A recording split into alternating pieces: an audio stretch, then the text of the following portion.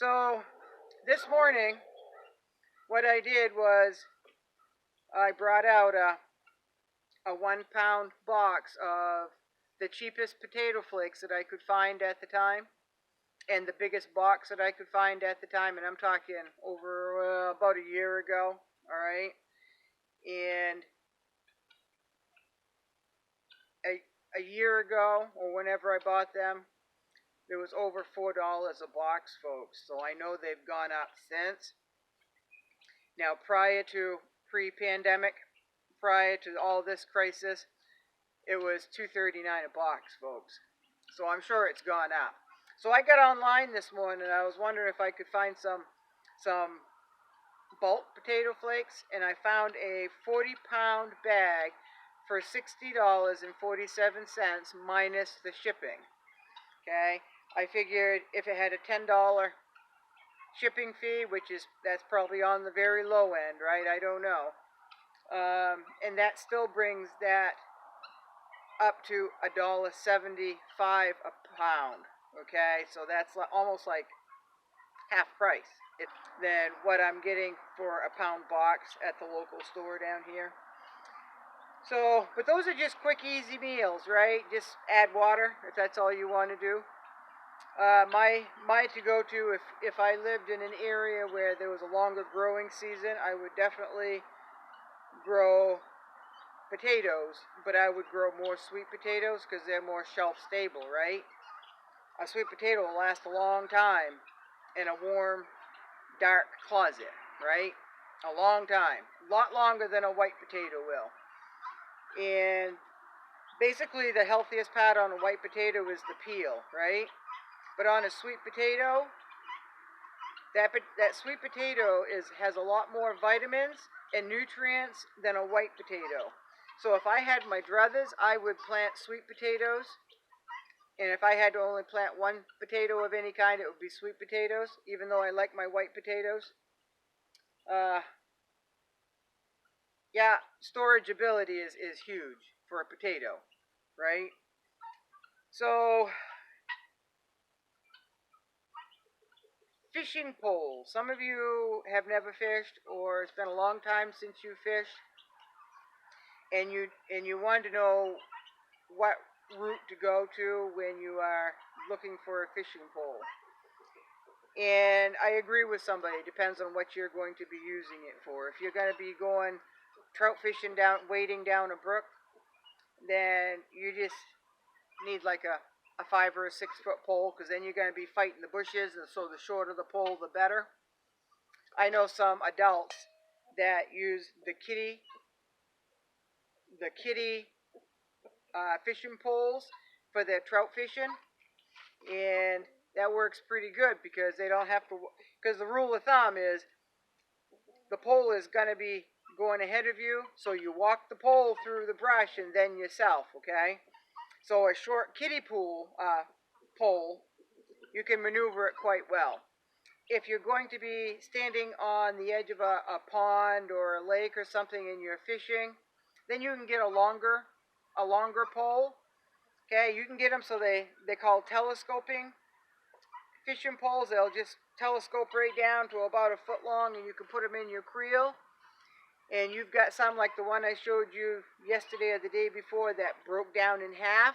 And all you have to do is stick it together, right? Connect it together and line the eyelets up, and then you're good to go.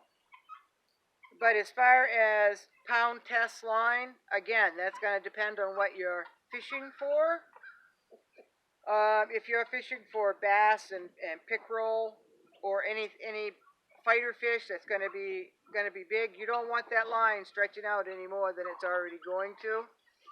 So you might want to get an 8 to 10 or 15 pound test. I mean, I know that sounds awful heavy, but I don't know what you're fishing for, okay? But if you're just going to go for small fish, then you just need a light line and 6 pound test probably. And I also agree with somebody that said try to find a pole that already has the reel attached, okay? So sometimes it's hard if you can get a good deal on a pole, but it doesn't have a reel. Sometimes those reels do not fit that pole, okay? And then it's awful hard to keep that. I've done it before, folks. Trying to make two poles into one. You attach that reel to the pole, and if you can't get that tight enough, and here you are, you're reeling it in, and that loosens up, and you're trying to keep the reel on, you're trying to reel in the fish, and so you are better off. You are better off getting a pole with the reel already attached. Just get it all one package, okay? And I know you can spend a lot of money on a fishing pole, folks, but you don't have to. But if you're doing it for just fishing for something to eat, you can just use any old pole, right? If you are into game fishing and you want a lot of play, you want that pole to bend right over when you get even a little tiny fish, like on a fly rod. That pole will bend right over.